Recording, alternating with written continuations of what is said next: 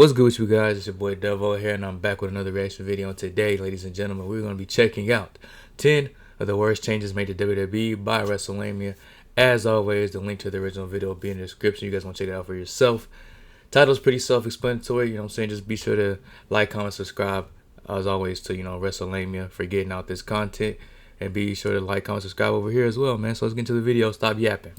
This is as sustainable as it has Damn. ever been. The future is incredibly bright. The ascension of Triple H to the WWE throne was initially met with a batch of optimism. The game had long been praised for his work as NXT's creative honcho, so seeing him steer WWE in a similar direction was going to make for incredible viewing. But nothing lasts forever, particularly in the world of pro wrestling. The past year in particular has been treacherous for WWE, with varying degrees of disappointment seeing the company fall from its 2022 to 2024 perch. But what are the worst changes that WWE have made? Be sure to subscribe and hit that notification bell for daily wrestling videos, and follow us on Facebook for exclusive lists. Number 10. The expansion of two-night events. Now, the expansion of WrestleMania into a two-night party was a necessary move designed to keep the magic alive throughout a period of worldwide depression until WWE revealed the cards. Lifeless bouts like Drew Gulak vs Cesaro, Bobby Lashley vs Aleister Black, and Liv Morgan vs Natalya were essentially Raw matches taped against a WrestleMania backdrop. Other hotly anticipated showdowns, such as Edge and Randy Orton's Last Man Standing affair, were elongated beyond the realm of possibility. Even when the world offered no alternative, a weekend of 6+ hours of wrestling was just too much for some. 5 years later, WWE has only doubled down on their mess. WrestleMania remains a two-night fiesta, while SummerSlam has also been expanded to feature both a Saturday and Sunday lineup, much to the regret of anybody who paid to watch Jelly Roll struggle his way through the motions. Moving forward, it's inevitable that WWE will have a two-night expansion for the Royal Rumble, Survivor Series, and even Money in the Bank, with these plans set to become a reality within the next year. Yahoo Sports reported that 2026's Survivor Series and 2027's Royal Rumble are expected to debut the dual-night format. It's an ostensible money-hungry business plan from WWE. I ain't gonna lie, Royal Rumble, I don't know how I feel about that one. I feel like they do a great job of having it one night. They keep it 4 matches, because both of the Rumbles are over an hour. And then you add in maybe a world title match, maybe a mid-card title match, or maybe even a tag title match. Just whatever. Like this year's Rumble, we had men's Cody and KO ladder match, Motor City Machine Guns and DIY 2 out of 3 falls match for the tag titles, and then you had women's Rumble. So that's perfect right there. I don't think they really need to do too much with that. Survivor Series 2 nights, I don't know, man. That's I ain't gonna lie. I feel like doing Rumble 2 nights, Survivor Series 2 nights, I feel like that's doing too much.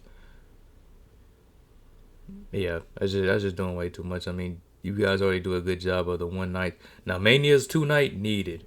Absolutely needed. Because Mania's were they were going 5-6 hours? Because you try to fit all of that onto just one night and one card. So, yeah, WrestleMania 2 nights, I agree with that one. SummerSlam 2 nights. I mean, this year's SummerSlam wasn't too bad. I didn't really feel like there was too many, I don't really give a damn matches. WrestleMania had more I don't give a damn matches than SummerSlam did.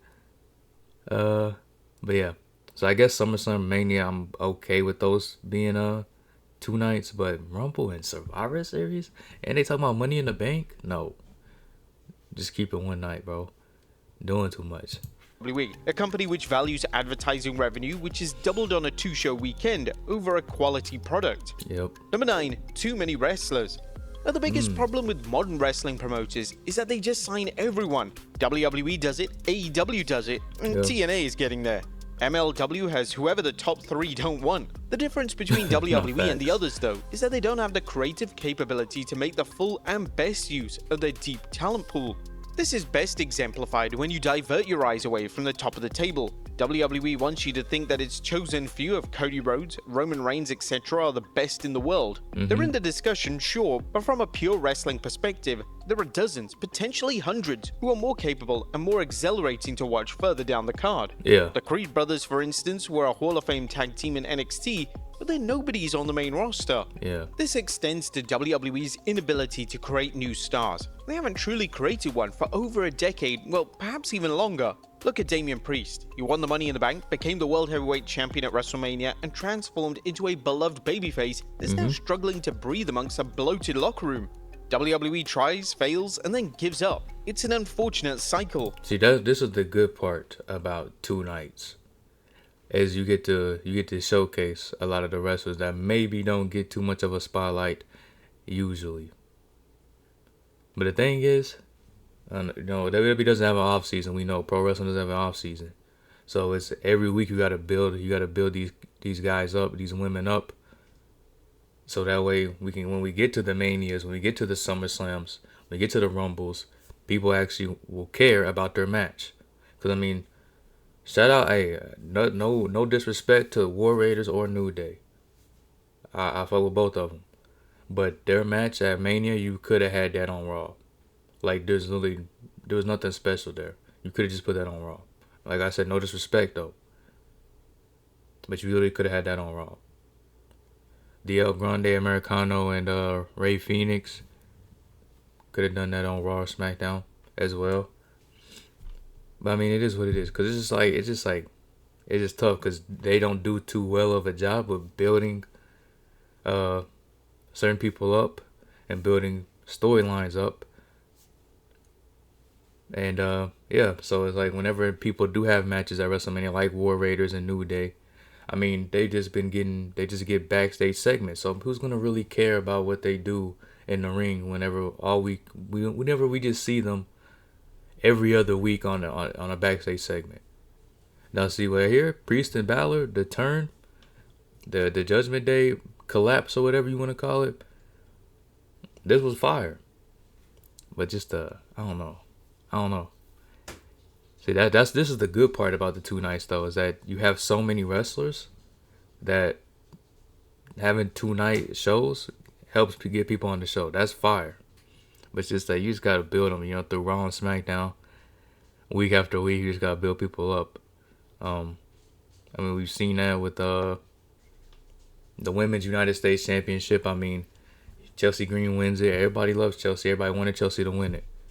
She wins it. She kind of has like I mean, every person that has held that title has had like a mid-run. And it's not their fault. It's just their booking. Now, SmackDown's booking was great last week. So hopefully they can continue to build on that. And we'll just see. Number 8, too many championships. Similarly, Hold WWE on. currently... I got to pause again. My bad. But the thing with the too many championship thing is I don't think they have too many championships. Personally. That's just my personal opinion. I think that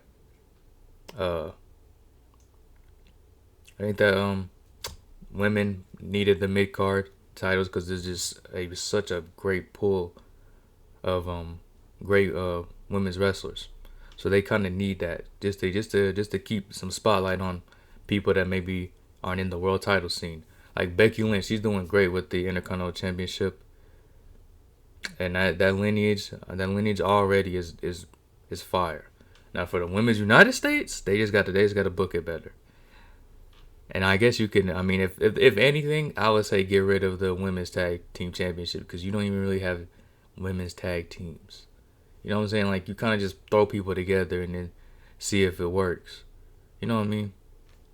You got Trilexa. Putting those two together worked. It done wonders. Fire. You got Judgment Day. Damn, is that it? Oh, you got the Secret Service. And that's kind of just like it as far as like teams that we see. I mean, obviously you got Zaruka and NXT, but it's just like it is tough because it's like whenever you guys do have women's tag teams, you release them.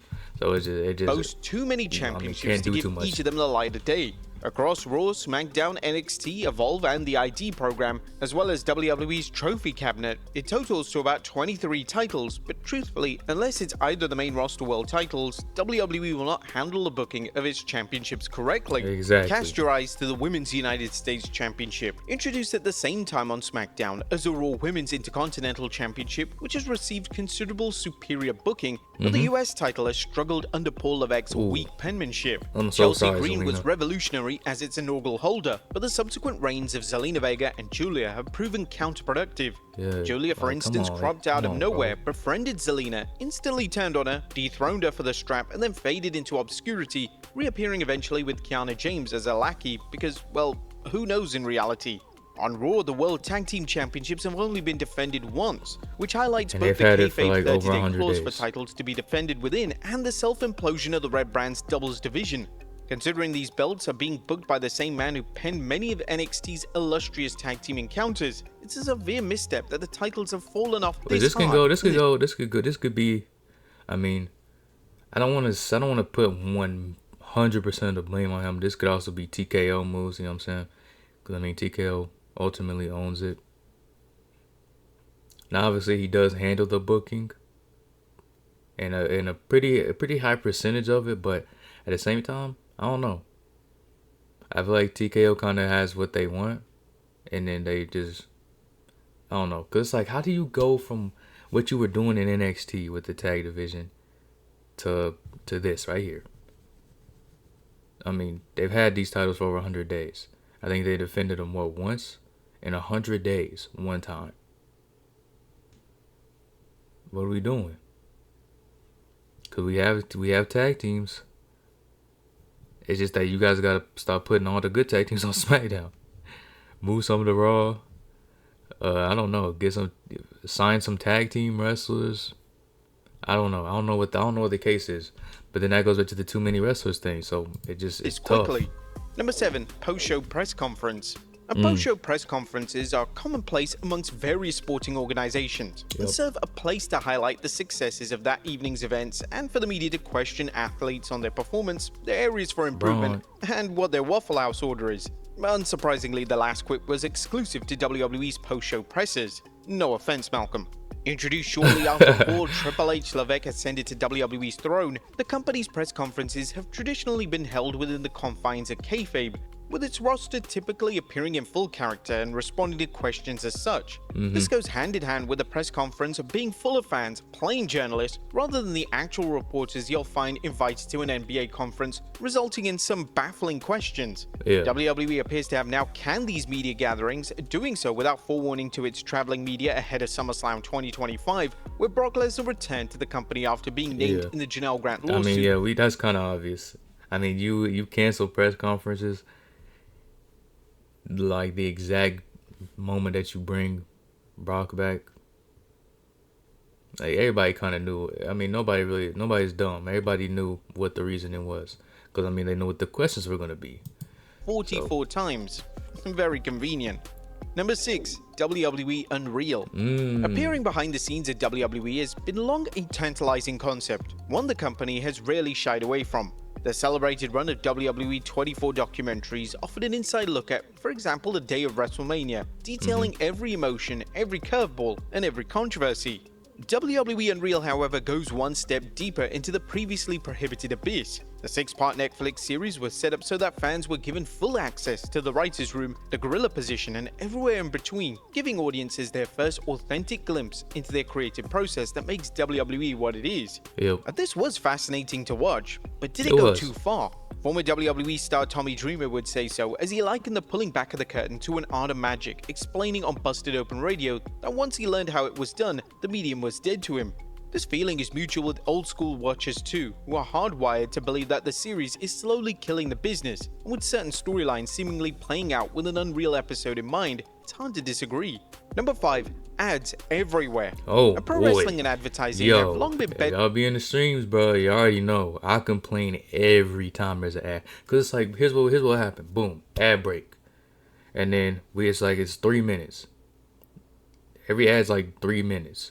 And then they get back to the action, and I swear, it only feels like we're only in live action for like 2 minutes, and then they go right back to a 3-minute ad break. And it's just like, bro, like, let us watch wrestling, bro. Like, I don't turn on wrestling to watch 65 ad breaks in 2.5 2-hour shows. Like, come on, bro. Fellows, but in 2025, it's become a little too much. Previously, it would be the case that a pay-per-view would have one sponsor, 2 at a push, which was advertised throughout the entire broadcast. Yeah. Now, though, it These isn't rare two. to see sponsors for specific matches with embarrassingly grotesque logos taking center stage on the ring and on the surrounding LED panels, thereby taking away the mystique and intensity of what should be a heated feud ender. A Hell in a Cell match is instantly less hellish when Michael Cole introduces it as being sponsored by Wingstop. Well, the concept isn't going anywhere, of course, and that's fine. Adverts aren't the issue, it's the frequency of them that rolls eyes. Raw and SmackDown should not be lambasted with advert upon advert because, realistically, no one wants to trudge through the minefield of circa 2025 WWE television to hear about WWE's latest product placement. But it isn't just Raw and SmackDown that fans need to worry about. It's number 4, ads on premium live events. WrestlePalooza was WWE's first premium live event to be broadcast via ESPN, and surprisingly, it featured several commercial breaks. This is unacceptable. ESPN DTC, the app which was slated to host WrestlePalooza, faced glaring technical issues ahead of the event, leaving fans having to pay extra on top of the usual $29.99 per month fee. But those issues aren't expected to be fixed until the year's end, meaning fans watching from the United States may face similar charges for Crown Jewel and Survivor Series War Games. Now, WWE has long been partial to airing commercials for whichever brand they are partnered with notable recent examples being LA Knight's Slim Jim ads. Sure, fans are used to seeing adverts and commercials on weekly WWE television, but to add it into PLEs is now criminal, especially when fans pay a premium price to watch that event. Number 3, noticeable creative fatigue. Triple H has gotten way too comfortable. His appointment as WWE's chief content officer was met with a rapturous response, as the game had been an untouchable booker when he ran operations for NXT, with the quarterly takeover events typically outclassing whichever WWE pay-per-view it shared that weekend with. The response was, for a while, deserved, as under Triple H's stewardship, WWE reached its hottest peak in well over a decade. His tenure reached its boiling point at WrestleMania 40, however, and it's been going downhill ever since. The format for every Raw and SmackDown follows the exact same pattern. Rivalries are rarely tied up to allow for easy and indeed lazy revisitations. Superstars are booked in the same matches month after month. Tiffany Stratton has beaten both Nia Jax and Jade Cargill, and yet both are apparently deserving of becoming... Yes, this is a big one. This is a big one. But it's, you know what I'm saying? Now they're doing good with SmackDown as of last week. But yeah, this Tiffany Stratton's whole run. I mean, we just. I think at this point we're just kind of patiently waiting on Bianca Belair to come save us. At this point, you know what I'm saying? And hopefully she can. So Bianca, get well soon. Get healed up. Hopefully you're doing well. Cause I ain't gonna lie, girl, we need you.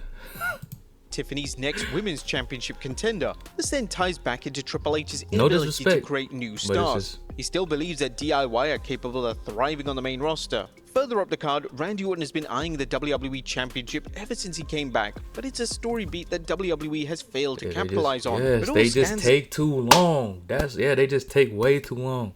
I mean, how many times did they tease Judgment Day implosion? You know, between Finn and Dom. And here we are. Nothing has happened.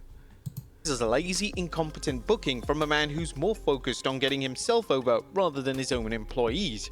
Number 2, celebrities being the priority. Well, there's nothing wrong with celebrities becoming intertwined in the world of pro wrestling until they become the priority. Take Travis Scott. WWE was so insistent on making him a focal point of John Cena's heel turn that the actual arc of Cena finally becoming the bad guy was ultimately retconned from history. It was a waste of the final year of Cena's career. Exactly, bro. How do you have John Cena's retirement tour? This should be the easiest in the world. Like, I mean, if I can go find a preschooler who could book it better. You know what I mean, bro? Like, it's just crazy. I could literally take somebody who has never watched WWE in their life, and they could have booked that whole entire heel run better. Why is Travis Scott a main priority in John Cena's? Now, him being in the ring, that's okay, sure. It's the appearance at WrestleMania that kind of had me confused. It's like, This man right here was a big part. You know what I'm saying? He came in with Cody, I want your soul. Instead, he gets John Cena's soul. Now this is supposed to be match made in heaven. They're supposed to run this for at least a year. Well, not even a year because Cena didn't have that much time. But they should be running it for at least a good 4 to 5, 6 months. You know what I'm saying, bro? And that just didn't happen. I mean, this was literally his last appearance during John Cena's heel run. And just the tour in general. So, I mean, if you're not going to be able to show up, buddy, don't make yourself a big part of it. You know what I'm saying? Like, this the heel turn, perfection. Didn't see it coming, perfection. Loved it. But just the heel run afterwards, garbage. Garbage. This is John Cena we're talking about. How are we fumbling that? Mount Rushmore wrestler. When you think of WWE, if John Cena isn't one of the first 3 names to come to your mind, then you just don't know ball. What we doing, bro? All because WWE wanted to generate a bit of I'm cheap sorry for the publicity. pauses, but At SummerSlam, Jelly Roll reaction was in a video, you featured know what I tag mean? match, while the Women's United States Championship match was relegated to the pre-SummerSlam SmackDown. As for the Rumble, Akira Tozawa, a devoted good hand since 2016, was inserted into the link that allowed iShow Speed to enter the titular match. Well, that could be excused, given the streamer's near-death experience being the highlight of the night. Yeah. The problem I ain't gonna lie, that was persists. fire. We know that the problem isn't going to go Shout out overnight, Speed. but WWE needs to find the right balance in how to best showcase whichever celebrity they landed for that month. And number 1, insane ticket prices. If you've attended a WWE event in 2025, then congratulations, you're probably now bankrupt. Now, one thing's for sure, the problem doesn't persist in wrestling alone. Damn! It's Hold up. You're probably now bankrupt. Now, one thing's for sure. What was this for? This had to be for like, what was this? This had to be for like a top 4 pay-per-view. 38,000, bro. Now I will say I have went to Raw and SmackDown. And I mean the prices I paid for my seats weren't like over the top. Now granted I'm not like mad close, but I'm not mad far either. It's kinda like in the middle somewhere.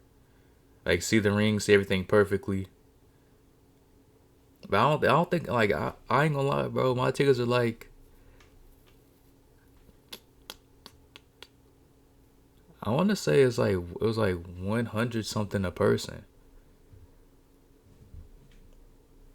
And I went with me and my girl went, bro. So it's like, I don't know. Sure, the problem doesn't the persist PLE in prices, wrestling alone. hell It seems yeah. to be a problem across all avenues of sport. However, WrestleMania 42, slated once more for Las Vegas' Allegiant Stadium, had its pricing reveal recently, with WrestleMania the 41 highest wasn't price made being at a all. whopping $8,998 for a floor seat, even in the Whoa, 400 whoa, section. whoa, Price whoa. being a whopping Wait, 8,000, damn, 9,000 for a section A on the floor. That's, $98. but that's like where his fingers at is that was like $800 for 400. For a floor seat, even in the 400 section, a seat will set you back $854. Now they lowered the prices. I heard that the nosebleeds was like 1,000 before they had lowered the prices for WrestleMania. I heard that the nosebleeds was 1,000. For context, a revealing Reddit thread discussing the outrageous prices saw one fan This is reminisce about 42? attending Bro, I thought this was 41s. Oh yeah, I ain't gonna lie, bro. The people that go to WrestleMania, y'all boys, hey, y'all either balling or y'all crazy as hell. Because if you ain't balling, don't go to WrestleMania. If you ain't get an invite from WWE personally, don't go to WrestleMania. Not to hold WrestleMania, not to hold WWE, but bro, how do you Like, are these prices not outrageous? Like, I understand WrestleMania is the biggest event for WWE of the year. Obviously, it's going to be pretty expensive to get in. That's just insane. That is insane. I've addressed this already. Unless I'm invited to WrestleMania, I probably will never go. I'd rather just sit here, stream it, and watch it with you guys. Because, I mean, it's still a good experience regardless. WrestleMania 31, where they sat in a luxury box for just $400. Even more recently, at WrestleMania 39, That's crazy. another fan recalls spending just $105 and $85 to attend each night. When quizzed at Universal Studios on the high ticket price to attend a WWE event, Nick Khan, the president of WWE, simply stated, "I understand," implying that it's out of his control. Yeah. As the president, if he isn't setting the prices, then who really is? TKO. Attending WWE is no longer for the average family. It's for the rich and the wealthy, and indicated the bleak direction it's heading in with WrestleMania 43 scheduled for Riyadh in Saudi Arabia. But there you have it, folks. 10 of the worst changes made in WWE. Alright, there you have it. 10 of the worst changes made in WWE. Like he said, hey, be sure, like I said, be sure to show WrestleMania some love as well. But no, that's just insane. Now, I went to Raw and SmackDown. The SmackDown was in my hometown, or my home state, and it was on John Cena's retirement tour. I have never in my life seen John Cena live.